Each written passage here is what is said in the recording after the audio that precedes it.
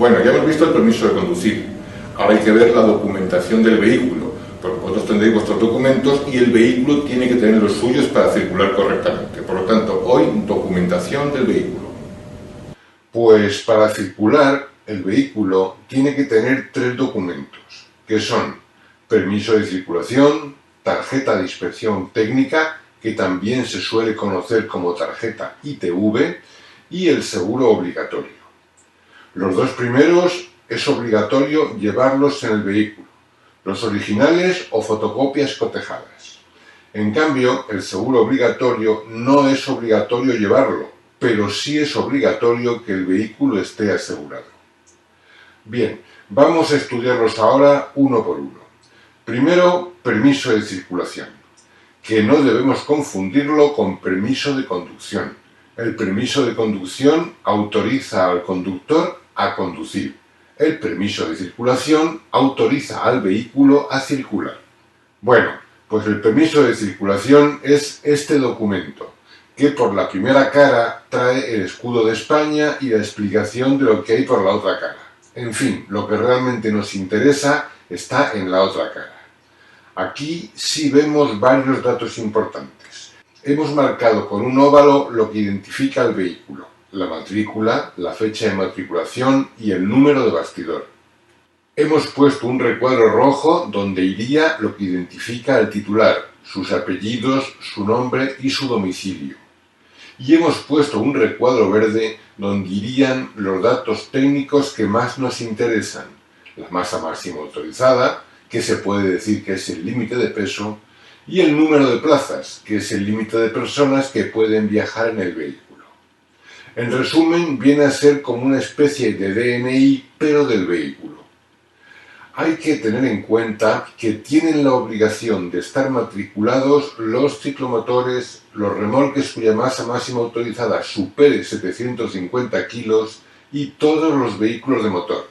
Pues bien, cuando se compra un coche en el concesionario, ese coche no tiene matrícula. Es una simple máquina de hierro que no está autorizada a circular por la vía pública. Entonces hay que ir a la Jefatura Provincial de Tráfico a pedir el permiso de circulación. Y cuando nos lo dan, ahí viene la matrícula que corresponde a ese coche y que habrá que colocar de la siguiente forma. En los automóviles, obligatorio una placa delante y otra placa detrás. La de detrás, solo la de detrás, tendrá que ir iluminada. Como excepción, las motocicletas solamente llevarán una placa de matrícula, que irá colocada en la parte posterior y también iluminada. En el caso de los remolques, si su masa máxima autorizada no superase los 750 kilos, solamente llevarían la placa del vehículo que lo arrastra, es decir, no tienen matrícula propia. Pero si el remolque supera 750 kilos, entonces sí tendrá matrícula propia, que será de fondo rojo y se colocará detrás en el centro del remolque, colocando a la derecha la matrícula del vehículo que lo arrastra. O sea, llevará 2 matrículas. Otra cosa más. Las placas de matrícula traseras de los vehículos destinados al servicio de taxi y de alquiler con conductor de hasta 9 plazas tendrán el fondo de color azul y los caracteres de color blanco mate. Otra cosa más, por si lo preguntasen. Si se produce variación en alguno de los datos, hay que avisarlo a la DGT en un plazo de 15 días como máximo. Si vendemos el vehículo, hay que avisarlo a la DGT en un plazo de 10 días. Asimismo, el comprador tendrá 30 días para solicitar la renovación del permiso de circulación, contados desde la fecha de la adquisición del vehículo. Bueno, por último, fíjate, en el permiso de circulación aparece la fecha de matriculación y de eso va a depender precisamente la primera ITV. Recuérdalo, ese dato, la fecha de matriculación, figura en el permiso de circulación, así como figura también la masa máxima autorizada y el número de plazas. Bueno, siguiente documento, la tarjeta de inspección técnica, que es este documento. Por su primera cara, la principal, aparecen un montón de datos técnicos del vehículo, longitud, anchura, capacidad de giro, potencia, masa máxima autorizada, masa en carga, número de plazas, etc. Y además también aparecerán aquí las modificaciones de importancia que se realicen en el vehículo, por ejemplo, colocarle un enganche para llevar remolque. Y en la parte de atrás del documento nos van apuntando las fechas en que pasamos las ITVs y también la fecha en que nos tocará pasar la siguiente. Ahí vemos un ejemplo de la fecha en que se pasó la última ITV y cuando nos dicen que tenemos que volver. Este es un ejemplo real de un par de ITVs pasadas, con sus sellos, sus firmas y todo. Por esto se suele llamar tarjeta ITV a este documento, aunque su nombre correcto es tarjeta de inspección técnica. Bien, vamos a hablar más en profundidad de lo que es la ITV. La ITV es una inspección del estado del vehículo que realizan unos técnicos autorizados por el Estado para comprobar que nuestro vehículo no tiene deficiencias técnicas que pongan en peligro nuestra seguridad o la de los demás, las ruedas, los faros, los frenos, etc. La primera ITV depende de la fecha de matriculación del vehículo. Habrá que consultarlo en el permiso de circulación, como hemos dicho hace un momento. Y las sucesivas ITVs dependerán de la fecha de la última ITV que se haya pasado. Habrá que consultarlo en la tarjeta de inspección técnica, por su parte de atrás. Por otra parte, la ITV hay que pasarla periódicamente, pero la periodicidad no es igual para todos los vehículos. Depende del tipo, de a qué se destina, etc. Vamos a ver los más importantes, los que preguntan en el examen. Vaya. En primer lugar, los turismos. Pues bien, su primera ITV deben pasarla antes de cumplir 4 años desde su fecha de matriculación. Siguientes ITVs cada 2 años de la anterior y a partir de que tengan 10 años de antigüedad la tendrán que pasar anualmente. Motocicletas. La primera la pasarán, igual que los turismos, antes de cumplir los 4 años y las sucesivas cada 2 años. Ya para siempre, las motos no la pasan nunca de manera anual. Los ciclomotores. La primera ITV la pasarán antes de cumplir 3 años desde su fecha de matriculación y las sucesivas cada 2 años, ya para siempre. Y ojo que es pregunta de examen. Un camión de 3.000 kilos de masa máxima autorizada y 7 años de antigüedad, pues la pasará anualmente, porque, camiones de masa máxima autorizada no superior a 3.500 kilos. La primera ITV la pasarán antes de cumplir 2 años de su fecha de matriculación y las siguientes las pasarán cada 2 años hasta cumplir 6, porque a partir de ese momento la pasarán cada año, pero a partir de cumplir 10 la pasarán cada 6 meses. Repetimos, la primera a los 2 años, así de 2 en 2 hasta cumplir 6. Entre 6 y 10 la pasan cada año y a partir de 10 la pasan cada 6 meses. Otro ejemplo, si una moto tuviese una antigüedad de 5 años, ¿cada cuánto pasaría la ITV? Pues según hemos dicho, cada 2 años. Y ojo que esto también es una pregunta del examen tal como os la he dicho. Bien, la ITV entonces hemos dicho que consiste en una inspección técnica. Imaginemos que la inspección técnica resulta favorable. Pues muy bien, pegatina y a casa. ¿Cómo que pegatina y a casa? Sí, es que te dan una pegatina como esta que se debe colocar en el parabrisas delantero, en la parte superior derecha, para que los guardias civiles, por ejemplo, puedan ver según pasan los coches que todo el mundo lleva su pegatina correcta. El color de la pegatina lo van cambiando cada año, para que sea fácil de identificar. Si ven una de un color muy antiguo, pues a ese le pagan.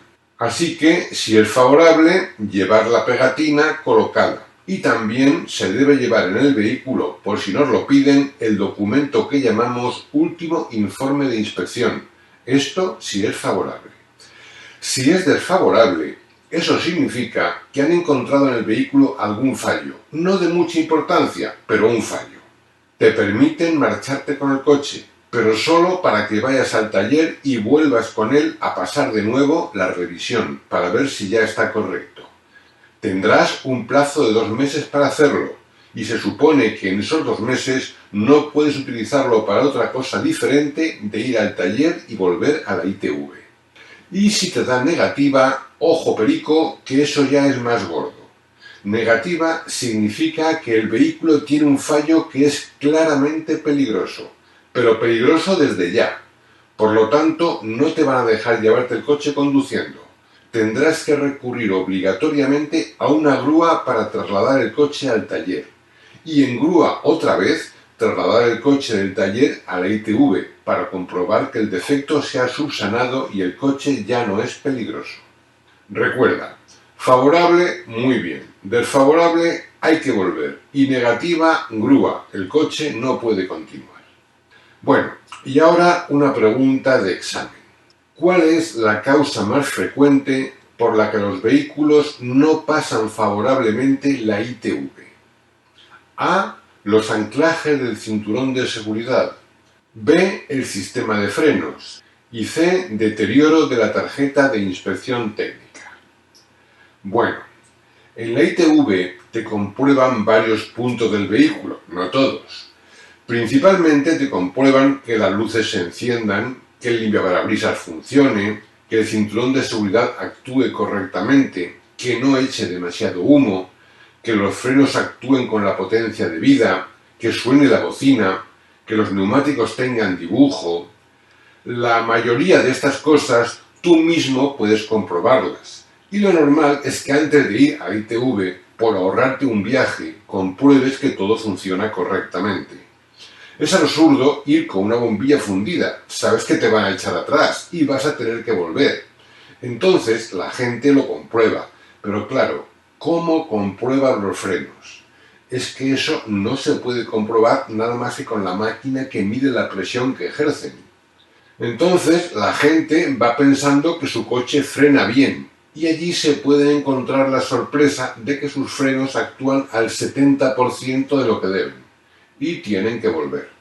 Por eso, la causa más frecuente de que falle la ITV, de que salga desfavorable, es precisamente el sistema de frenos.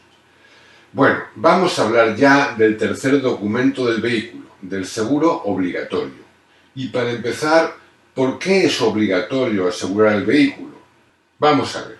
En caso de accidente, si tú te la pegas y tienes la culpa, pues te quedas sin coche. Allá tú. Es tu problema. Eso no le importa a nadie.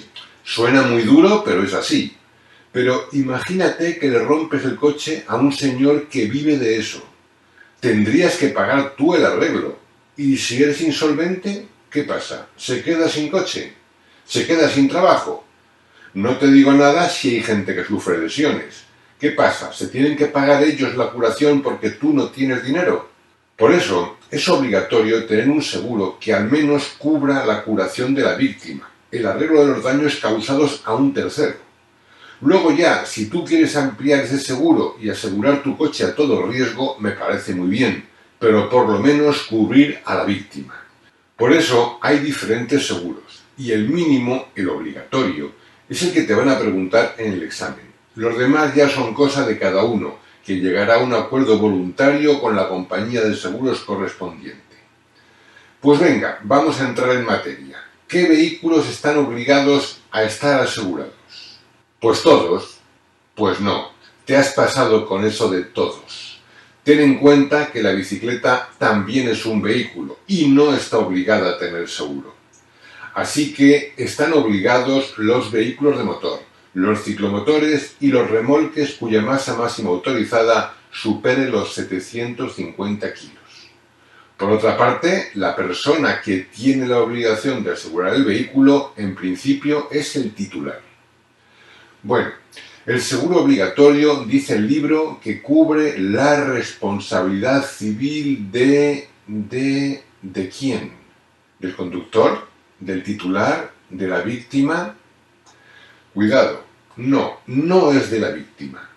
Cubre la responsabilidad civil del conductor. porque si no hubiese seguro, el conductor tendría que pagar de su bolsillo los daños que hubiese causado.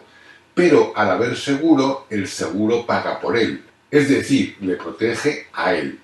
No es que él cobre, pero deja de pagar. O sea, realmente está cubriendo la responsabilidad civil del conductor. Responsabilidad civil. ¿Por qué civil? Pues porque si hubiese responsabilidad penal, o sea, tener que ir a la cárcel, el seguro no va a ir a la cárcel por él, a la cárcel iría el conductor. Por eso dice que cubre la responsabilidad civil del conductor y con una cuantía limitada, que eso es lo que le diferencia del seguro a terceros. El seguro a terceros cubre los daños que hagas sin límite. El seguro obligatorio tiene un límite de indemnización y si la indemnización que fija el juez supera esa cifra, la diferencia la pagas tú. Por eso no es nada conveniente tener solo el seguro obligatorio. Yo os aconsejo a todos que al menos tengáis el seguro a terceros, porque si ya bastante disgusto es tener un problema con la circulación, si encima te tocan la nómina, la cosa va a ser peor. Bueno, más cosas. ¿Qué tipo de daños cubre el seguro obligatorio? Pues cubre los daños tanto personales como materiales, es decir, los dos. Eso sí, daños personales.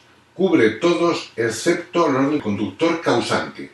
O sea, todas las personas del mundo que hayan sufrido algún daño en el accidente, todas van a ser curadas a cuenta del seguro. Todas menos una, el conductor causante. No importa que sean familia, también están incluidas en el seguro. No importa que sean desconocidos, lo mismo. Ahora, daños materiales. También cubre todo, excepto las propiedades del conductor, del tomador y del propietario del vehículo, así como de sus cónyuges y parientes hasta tercer grado de consanguinidad. Y tampoco cubre los materiales transportados en el vehículo causante del accidente, sean propiedad de quien sean. Otra cosa importante. A pesar de tener seguro obligatorio, la compañía de seguros se desentenderá por completo de ti y te dejará solo si conduces superando la tasa de alcoholemia o has tomado drogas. Y por supuesto, tampoco cubrirá al ladrón que va conduciendo un coche robado. Y por último, ¿qué pasa si me para la Guardia Civil y comprueban que no tengo seguro obligatorio en el vehículo? Bueno, pues por supuesto una sanción económica, pero además el depósito y precinto del vehículo. Es decir, no podrás llevarte el vehículo hasta que demuestres que ya lo has asegurado. Pues aquí termina este capítulo. Hemos intentado resumir al máximo todo el tema, pero eso sí, lo que hemos puesto hay que sabérselo, ¿eh? Bien, ahora esto no entra en el examen, pero vamos a explicaros cómo se rellenaría un parte de accidente. Cuando hay un accidente entre dos conductores, cada uno hará su parte para la compañía de seguros, pero luego, si no coinciden las versiones, puede haber problemas. Por eso, lo mejor es hacer lo que se llama parte amistoso, que se rellena entre los dos, se firma por los dos y así no puede haber desacuerdo. Esto es un parte amistoso. En la parte de arriba figurarán los datos del lugar donde ha ocurrido el accidente, la hora en la que ha ocurrido y demás. Y luego hay dos columnas a izquierda y derecha, siendo cada una para un conductor. En la columna del lado izquierdo, uno de los dos conductores, cualquiera de ellos, pondrá los datos del asegurado, que suele ser el titular del vehículo, los datos del vehículo, los datos de la compañía aseguradora, los datos del conductor, que no tiene por qué ser el titular del vehículo, los datos de los daños que ha sufrido su vehículo, así como la zona donde ha sufrido impacto y las observaciones que considere conveniente. En el centro hay un lugar para hacer un croquis de lo que ha ocurrido en el accidente. Y en la derecha estaría la columna para que el otro conductor contestase exactamente lo mismo, sus datos. En el centro hay una serie de casillas para que marquemos las circunstancias del accidente. Si estábamos en una glorieta, si estábamos estacionados, bien, ahí se busca la casilla correcta y se marca. y al final se pone el número de casillas que se ha marcado. Y luego se firma por los dos conductores.